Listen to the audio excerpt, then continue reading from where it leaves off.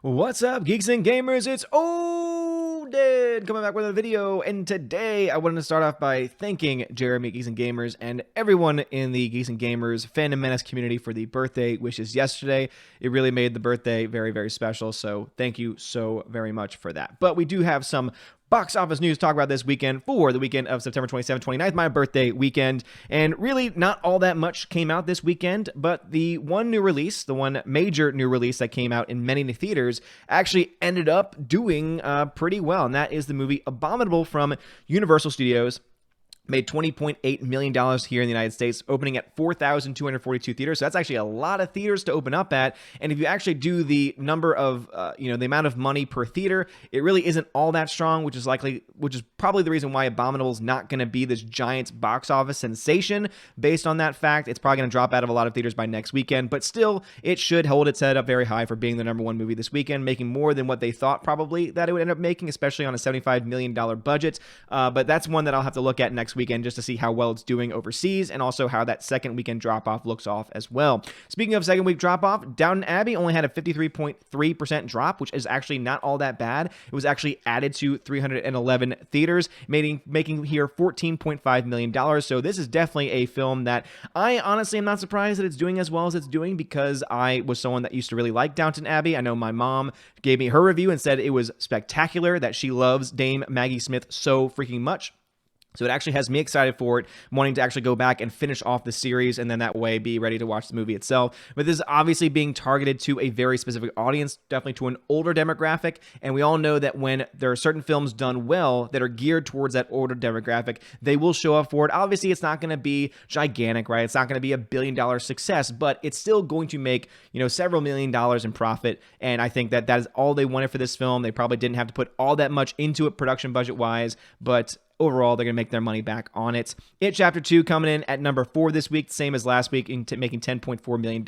This is definitely a film that I think went far under their expectations for how much they thought it was going to make. There were a lot of speculation saying this could be one of the biggest rated R films of all time, but I think the 3-hour runtime of the film, and also the fact that there's certain elements to the film that caused some controversy before the film came out, I think that probably held it back from getting to that point, even though, in my opinion, the controversy was really a nothing burger. There were a lot of people freaking out over the fact at the very beginning there is a gay couple that gets brutally destroyed and brutally beat up on top of that. There were some people saying it was woke. There were some people saying that, oh my gosh, trigger warning, and oh my gosh, you should be warned about this going in. When all that I saw was, oh no, it was a group of people. It was a couple during a time in history in which that was not widely accepted, being treated as a couple would do in that time of history, which is why it was in the book, which is why it was in the movie. So it was not something added in randomly at the last minute. It was something that was originally in the book as it was. And so therefore, all that to me shows is that it was a faithful adaptation of what the book would have done with it. And also at the end of the day too, all it showed was two people being treated in a certain way, which a lot of us can probably,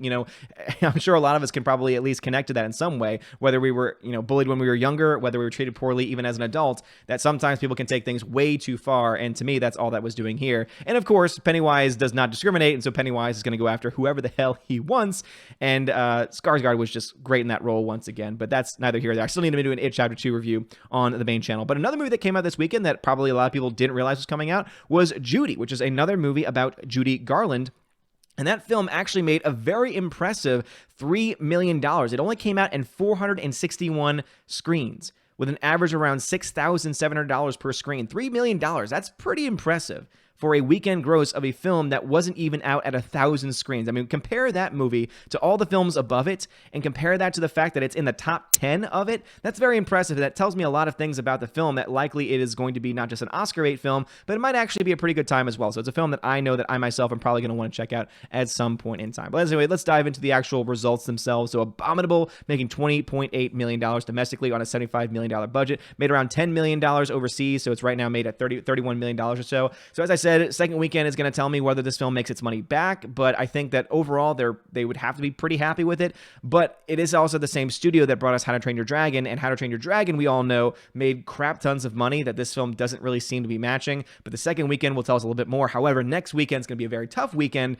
seeing that most people and their mom are going to going to see The Joker instead. I know I'm excited for Joker. I know that many people on this channel are excited to finally see Joker, and so that one's definitely going to be taking the #1 spot next weekend. But Abominable could definitely be in that top 3 position next weekend, and if it is, it might have a good chance to make its money back. If it's not, it might have to be a little bit concerned. As I said, Downton Abbey is doing crazy good for a film that most people probably didn't even think, at least some people probably didn't think was going to do that well. But if you knew anything about the show and how massive the audience was, especially here in the United States, it really isn't all that surprising. So it's made 58 million over here in the United States so far, 48 million overseas, making over 107 million dollars. So I don't even know what the budget for this film was, but it probably could not have been even close to 100 million dollars. If I had to guess, I'd say probably around 50 million or so, based off of just the fact that they had the sets, they have the costumes, they have a lot of things, basically just the actors is what they need and a new script, which in my mind means they don't have to spend all that much money on it altogether. And so $107 million is definitely a very good, strong showing for them. I would be surprised if this film caps out around $150 million or so, but it'll be interesting to see how it plays out in the long run. As I said, It Chapter 2, it's not doing terrible, right? It's still made a profit at $417 million worldwide, but I think that they definitely expected this film to make a lot more. This is very much still not close to what the first film made. So the first film that came out back in 2017 made $327 million domestically. This film in its third weekend probably is not going to, or what is it now, the second or third weekend being out, Chapter 2 fourth weekend being out, probably is not going to be able to make as much money here domestically. It Chapter 1 ended up making around $700 million. There's just no way in which It Chapter 2 is going to make that much money. So as I said before, even if you adjust for inflation, which really wouldn't be all that much, $417 million, it's not going to even come close to that. It's going to be probably capping out around between 450, no more than $500 million if I had to guess. However, the one thing that could save this film is the fact that we are about to enter into October. They might as a studio decide to push this film and keep this film out for as long as possible so that it can be open and be in theaters by Halloween. And if that's the case, that could be enough to give this film some legs to make up a little bit more. I don't see that being enough to get it to the $700 million mark, but at the very least could actually end up pushing it past and even further past the $500 million mark because of that reason. The 3-hour runtime, though, is something I think it's going to hold a lot of people back from going to see it. It's a very good movie. Solid movie, in fact, but the runtime is definitely not going to be for everybody. Rambo: Last Blood.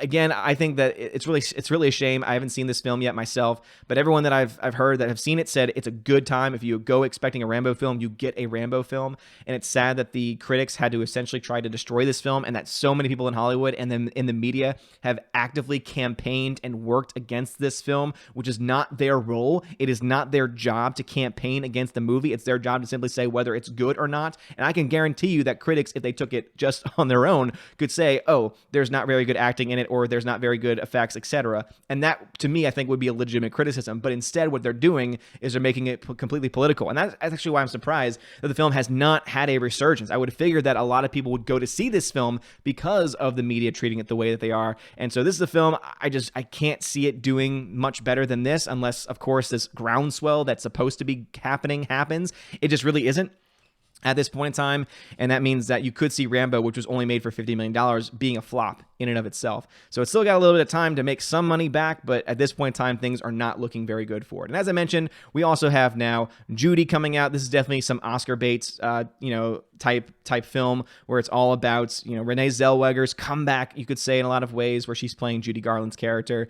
And it looks pretty good. I know that they pushed it back at one point. It was supposed to have come out, I believe, in August or so, and then they decided to push it back just a little bit more, probably to get it closer to the end of the year, just a little bit, because as we all know, Oscar bait films tend to come out in the fall going into the winter, so that way it's fresher in the minds of Oscar voters before going into it. So that's likely what they're trying to do here. That does not mean that the film might not be good, right? Just because a film is Oscar bait doesn't mean that the film isn't necessarily good. This actually kind of looks pretty good. Anything I've seen from the trailers, I mean, Renee Zellweger becomes Judy Garland, and I think that a performance like that is something that I personally would want to see because, again, I'm a huge, I love movie history, and I love classic Hollywood, and Judy Garland is definitely a name that always is going to pop up. And so she was able to give a very tasteful performance and a very, I would say, a good tour de force performance for this type of role. That'd be something that I would personally be interested in seeing. But anyway, let me have your thoughts about this. Have you seen Judy? Again, it's only out in around 400 theaters, so it might not even be out near you. I'm sure it'll eventually get more and more releases as the weeks go by, as tend to happen with these smaller independent films. But also, have you seen Rambo: Last Blood? Let me hear your thoughts on that. And do you think that there is this active campaign holding this film back? And do you think that there could be a campaign that could bring more people to see it? Or if it's worth having a campaign to see it? Let me know your thoughts on that. Also, It Chapter 2 as well, Downton Abbey, and and Abominable. This is, of course, the newest one on the list as far as it doing very well. So let me know. Do you like Abominable? I've heard some pretty good things about it so far, which is something that I think was a surprise when you look at this and you say, I mean, this just seems like a standard animation, and it just seems like they're losing any sense of creativity these days. But hey, at the very least, Abominable deals with a story that is at the very least not based off of something specifically, previously, not based on something specifically before its material actually happened, unlike a lot of the comic book adaptations and unlike a lot of the remakes and sequels and prequels and all this other stuff that we're getting in today's Hollywood world. But anyway, let me know thoughts about this and all this stuff in the comment section below. If you like this video, smash the like button, give us a subscribe. It helps out a lot. You're all amazing and beautiful people. Also, go check me out over on the Odin's Movie Log channel if you want more information about daily movie news and any other movie reviews, topics like that. Anyway, thanks for watching. Have a wonderful night. And as always, God bless.